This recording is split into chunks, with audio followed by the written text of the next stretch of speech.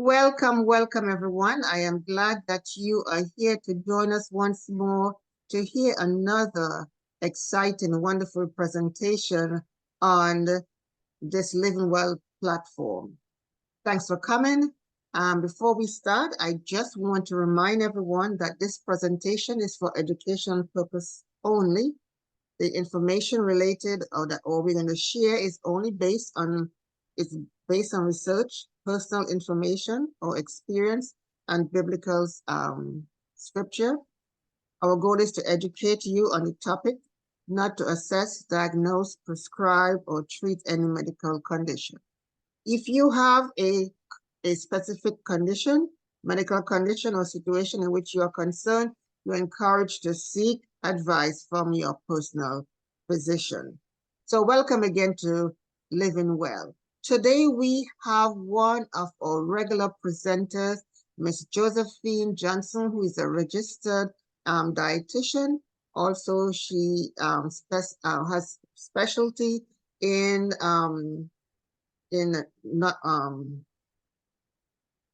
naturopathic functional nutrition. Functional nutrition, yes. Yeah. So she's versed in nutrition. And today she is going to be talking about body talk. Josephine, welcome again to our program.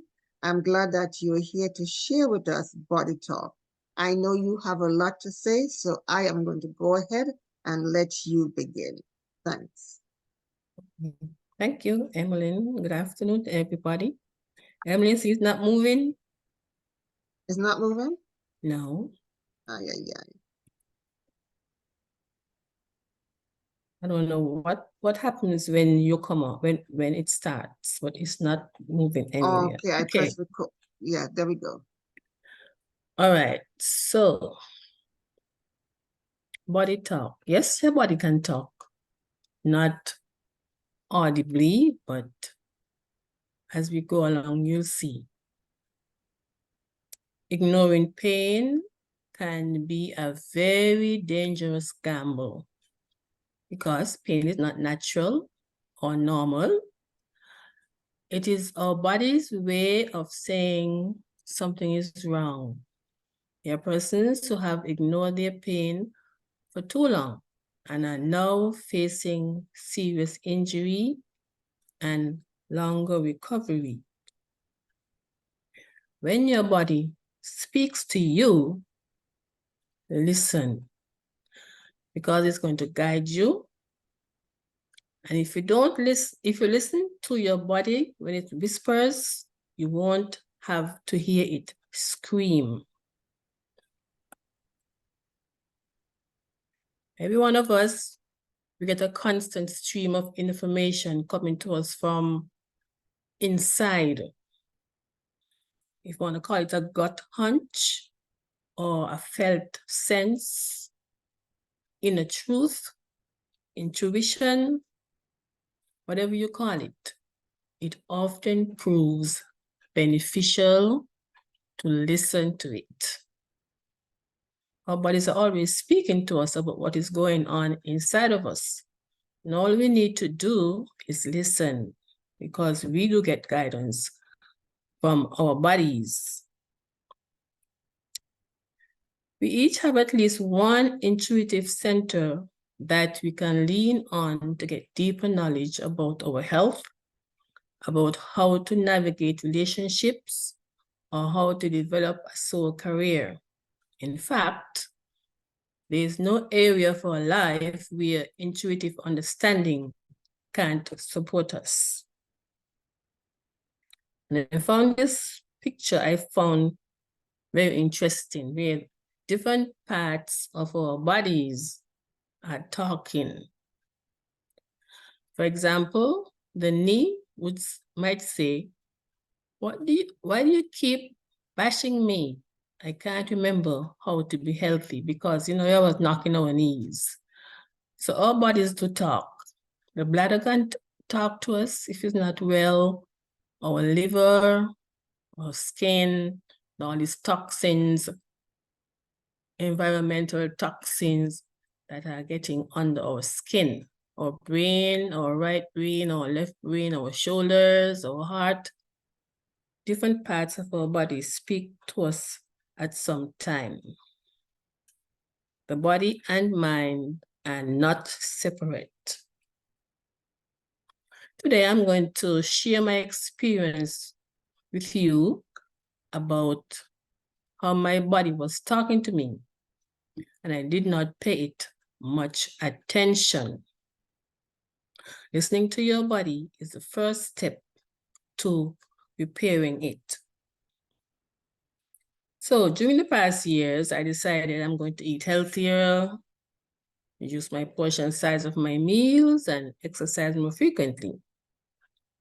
I said this hoping that it would put me on track for a healthier life, thus reducing the risk of disease. Previously, I would have 2 to 3 bowel movements per day.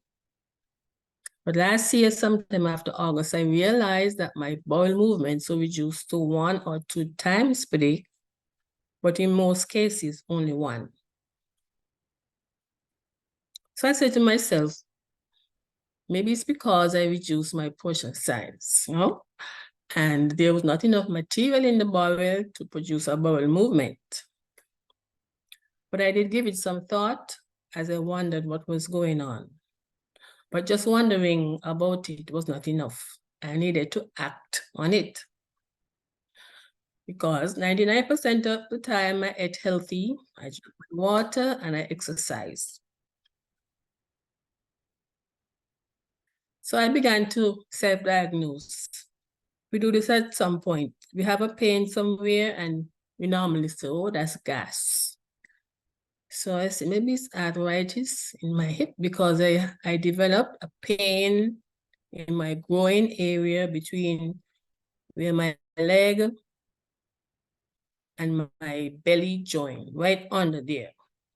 So I had to self-diagnose, finding reasons for the change. And I said, I'm going to tell my doctor next time I go. And every time I go, it went clean out of my mind, telling him about it. But still, I did not do anything, even when I came from the doctor. But I still had the pain. So I went to St. Thomas last December to visit my dad.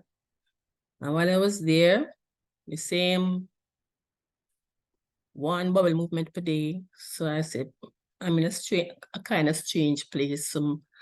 That happens to us sometimes. If we're not at home, we have problems with our bowel movements. So my daughter said to me, Mommy, you have a stool kit test here from some people, but it was from Cologard. So I wasn't aware that one was being sent to me. So when I came back to Florida, that Monday, I was very constipated. But I overcame it I didn't use any laxatives. I drank a lot of water that day and I was relieved. So I did the stool test and it came back positive. But I was not told what was found in the stool. So, you know, when things like this going on, you start to pray. And I prayed to God that all would be well. So I did some research on what a positive stool test means. And it says the stool is infected with a germ, a virus, or other types of bacteria. There could be blood in the stool.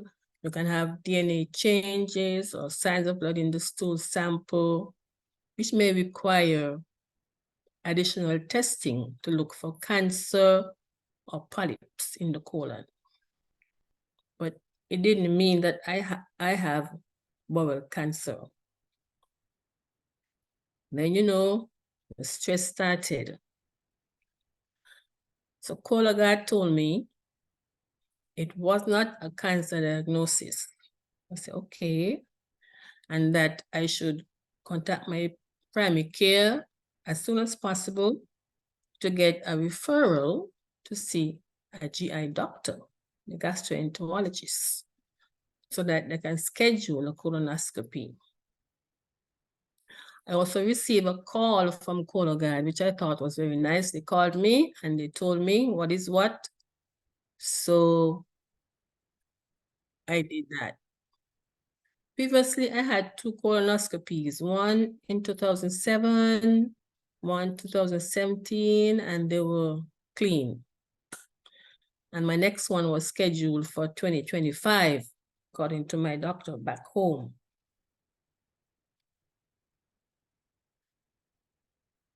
So I scheduled the appointment to see my primary care in a matter of days. Like I called them Monday, they told me to come Wednesday. I said, wow. And the referral was sent to the gastroenterologist. They scheduled my colonoscopy for March 7th. And it was done. The colonoscopy was done. So to prep for that, you know, we have to drink this bad tasting liquid, 4 liters. That almost killed me because I had to drink it by a certain time. Initially, they told me drink half from 5 the day before the surgery, and then the morning of the surgery at 4 a.m., get up and drink the rest. And then they called me, told me they didn't realize I was coming in for 8:30. So I have to drink all of that by midnight. So poor me there, drinking this thing, and my body was just shivering. It was too much. But I drank enough until I got the results that I asked me to get with my stool. So for the colonoscopy, they found 2 polyps. One was 20 millimeters and the other was 2 millimeters. And I was told that the 20 millimeter polyp was the largest that the doctor had ever seen. And that one was found at the cecum, the junction of the colon and the small intestines. And that is exactly where I was having the pain. Remember I told you I had a pain down in there? That is exactly where they found that big one. So I have to go back on June 10 for another colonoscopy to see how that surgery site is healing. And these are the pictures. It might look gross, but they're the pictures of my colon. The number 2 is, you can see that whitey stuff there. That's the polyp. It was huge. And the other one is in number 5 in the ascending colon. So that big thing there was giving me so much pain in my side. And I was saying, oh, it's gas, because sometimes I rub the side or I push on it and you would hear the gas bubbles. But that was there as well. The number 4 is after they took it out, that big one, the polypectomy site, and that is how it looks. So I have to go back on June 10, sorry, to see how the site is healing.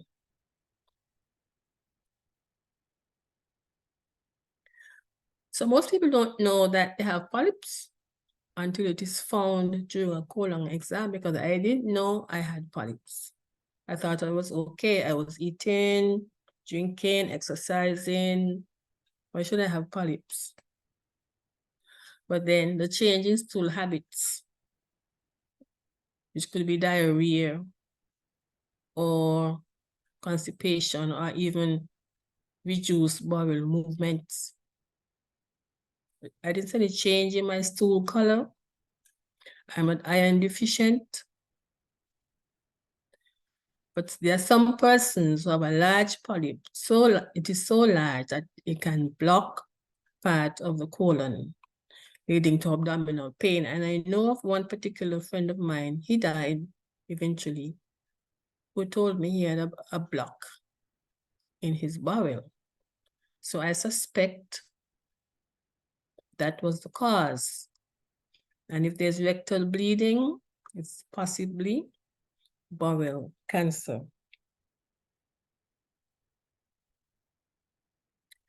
So I did some more reading, and it is said that healthy cells grow and divide in an orderly way. Our bodies make new cells, different parts of the body make new cells at certain times. But the intestines make new cells, some say 3 to 5 days, every 3 to 5 days, some say every 2 to 6 days.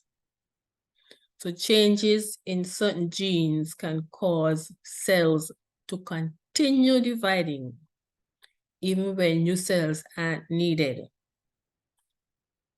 Hope you understand that. So even when we don't need cells, some people's bodies still continue making cells. So in the colon and the rectum, this continued growth of cells can cause polyps to form. Polyps can grow anywhere in the large intestines. And they're still to find out what causes colon polyps. It can be a combination of environmental factors and genetics. However, certain people at higher risk for getting the polyps, I left out something here, especially if you are 45 years or older. The other day we had this gentleman who talked about colon cancer and polyps, and they are now saying they want to examine persons not 50 and up or 60 and up. They want to do it much younger because a lot of young people, especially men, are developing colon cancer. Research suggests that eating less fatty foods, red meat, processed meat, can reduce the risk of getting these colon cancer and these polyps. So the processed meat, they have this protein, nitrous amine, that can cause havoc in your bowels. So we always say, keep away from the processed meat. And if you do eat red meat, it's supposed to be occasionally. And also our meats should be, some people say, the smallest thing on our plate, not the largest. And if sometimes look at people eating and they have a lot of, we say, relish on their plate. But that is not the right way to go.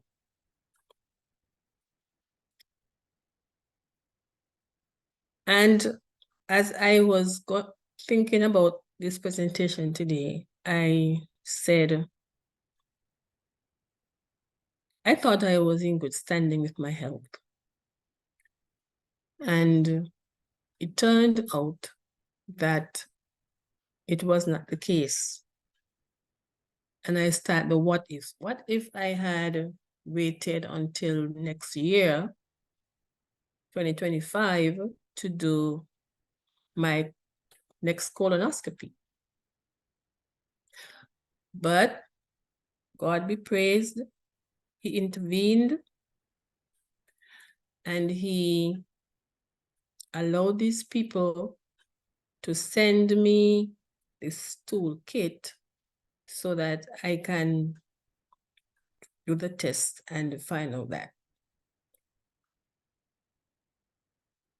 I'm still thanking God for His grace and His mercy for his intervention. So I just said that. I realize now that we are living in a sinful world. Sometimes things happen to us and we want to beat up ourselves and saying we are doing this right and doing that right. And in most cases we are. But when we think about the world we're living in, a lot of stress, toxins, chemicals in our food, they can really take a toll on our bodies. So I don't want us to beat up ourselves, but I want to encourage us today to, those of us who are especially older, if we have not yet done a colonoscopy check, I'm begging you to get a referral to see a GI doctor to get that check. It not only has a colonoscopy test, but it also has something called FIT, where you just get a stool sample. I don't know which one you would prefer, because if they find something in the stool sample, you still have to go and get a colonoscopy to check further. So I would suggest that we do that. And God has promised us a new body when he comes again. No more polyps, no more cancers, no more toxins, no more stress. We would have a new body because we can't go to heaven in our sick bodies. So I hope that my little experience has been an encouragement to us to take better care for our bodies. And I myself am doing that, take better care of my body. As I get older, it doesn't have to be that your body will get sicker, but some things you can't really help, because even though we may say that it's genetics is a loaded gun, but our environment is the one that pulls the trigger and causes us to get sick. So may God bless us and help us to remember that we are fearfully and wonderfully made, and we can trust God. God is interested in us. He was interested in me, so he allowed me to find these things before it was, as we like to say, too late. So thank you for listening. I don't know if anybody had similar experience or experiences that they would like to share. Emmeline.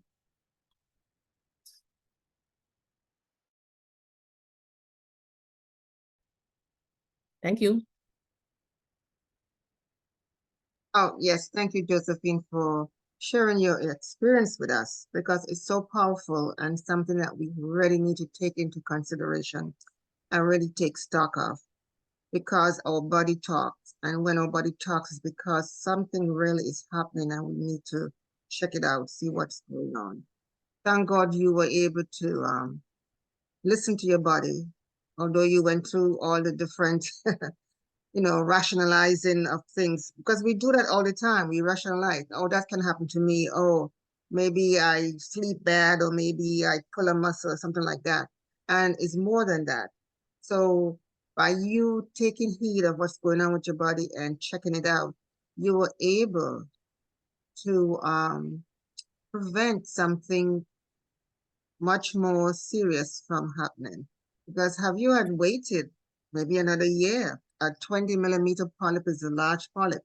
It could have invaded, get into, deeper into your body, into the muscles, and also change to abnormal cell and cause, that's how cancer cells start.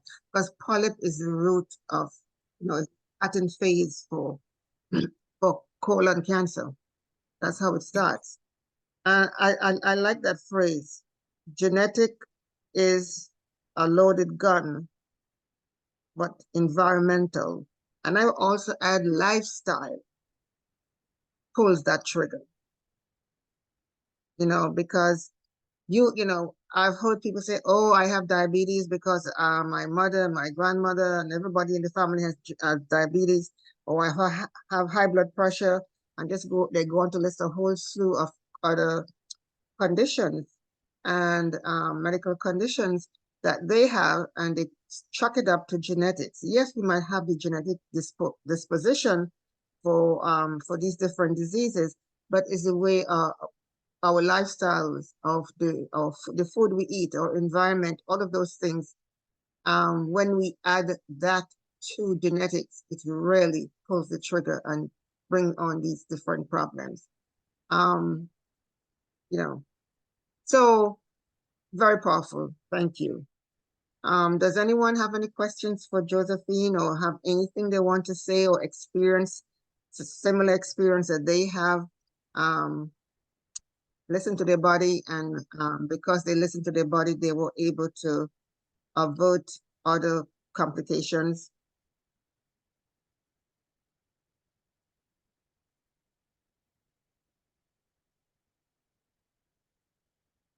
Good evening. Hello, Josephine. Hi. This is Stan.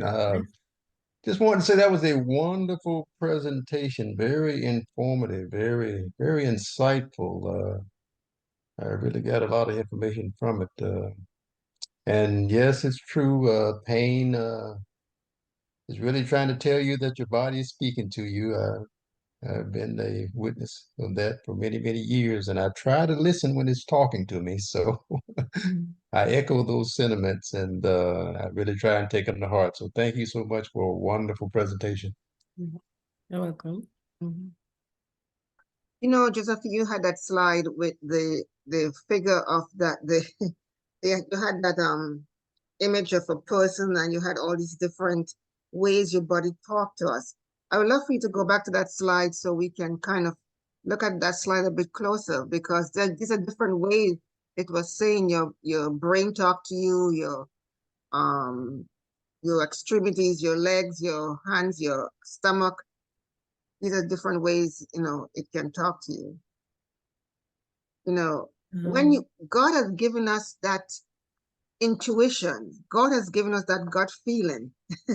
When you have that gut feeling something is wrong, you need to listen to it, because it is there for a reason. It's a natural sensation, a process that we have.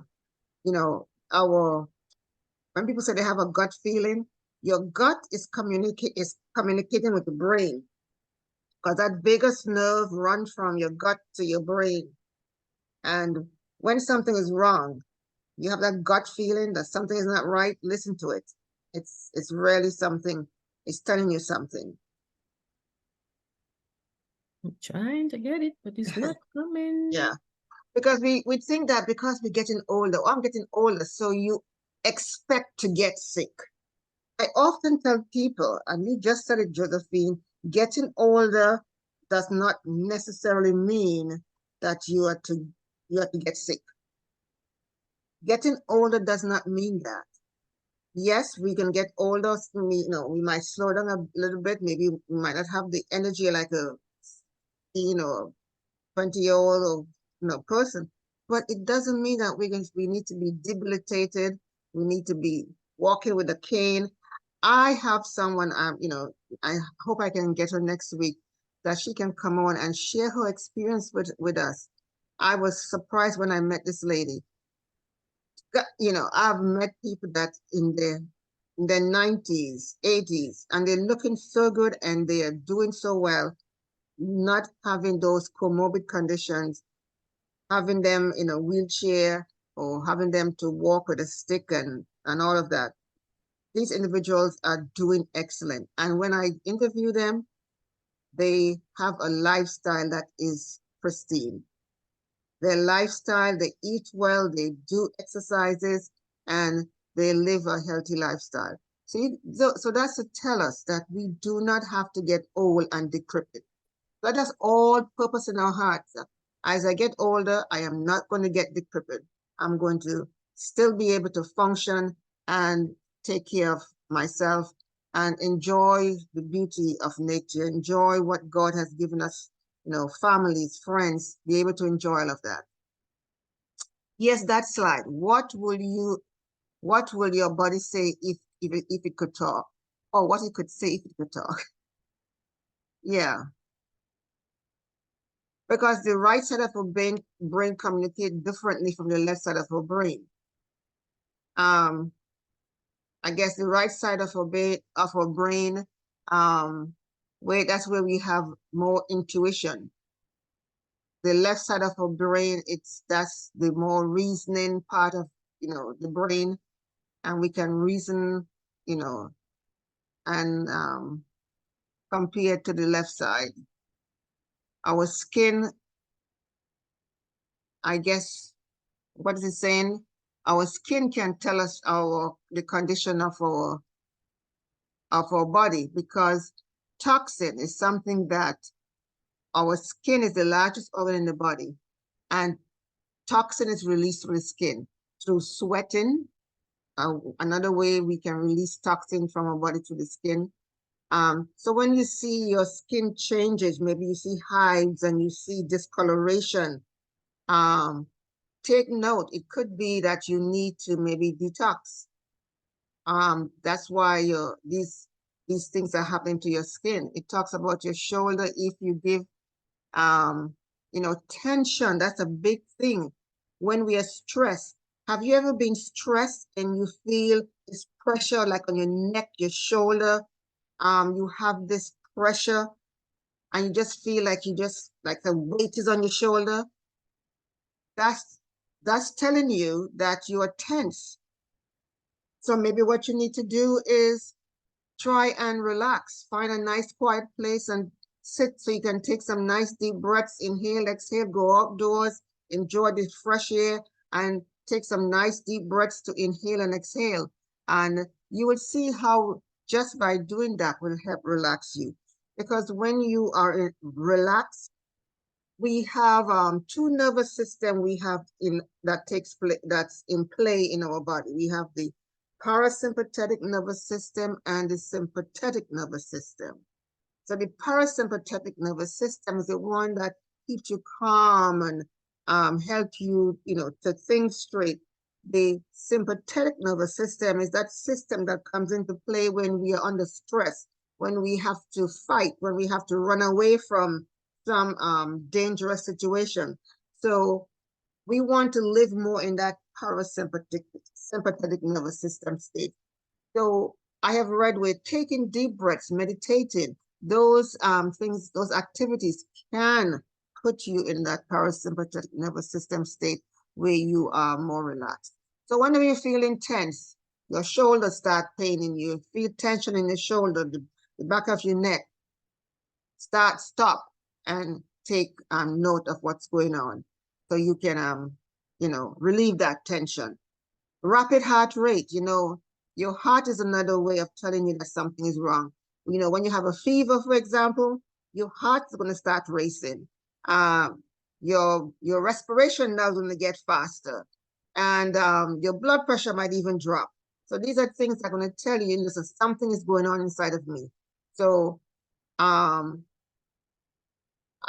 your heart will say, I still hurt from when my you know, when my guy left me. If you love me, get hurt. No one told me otherwise, so I am hiding away. So your heart can tell you when something is wrong, when you're sad, you know, you feel depressed. Your kidneys can tell you that something is wrong. Your kidneys is one of the organs that help detoxify, get rid of toxins from your body. When you notice that your urine, for example, is more concentrated than it should be, it's not that pale yellow, you know, you might need to drink some more water. You need to pull off from drinking all the sodas, because those sweet, sugary drinks, and drink more water instead. So because you want to flush your bladder, Because if you drink all of these high concentrated sugary drinks, it decreases the acidity in your bladder, and then you set yourself up for more bladder infection, urinary tract infection. So drinking water is essential, and drinking less of those sugary drinks. Also, your liver is another organ that detoxifies your body. You know, when you start looking at yourself and you look in the mirror and you see your stomach is getting, bigger and bigger, because of the liver not able to detoxify as it should, that visceral fat that starts, growing around your abdomen, that's the worst type of fat you can have. It causes organ failure. It causes chronic diseases. Because if you think about it, the major part of those organs in your body, your heart, your liver, your lungs, sits right there around that area where your stomach is. And when that visceral fat starts pushing those organs out of place, they're not going to function as they should. So listen to your body. That's the most important thing I can tell you here today. Look at the way, your hair, your nails, the color of your eyes, if it's pale, your eyelids, the inside of your eye, pale looking, you can tell maybe you're anemic. Maybe you need to get some more iron. So eating foods that are high in iron, like greens, dark green vegetables, helps help to increase iron content, so you can produce more hemoglobin, which produce more red blood cells. So God, we are fearfully and wonderfully made. And God has given us these different intuition so that we can take note of what's going on with our body and stay healthy. Okay, that's just a brief synopsis of things that we can look for to make sure that we are listening to our bodies. Anyone have anything else they want to say?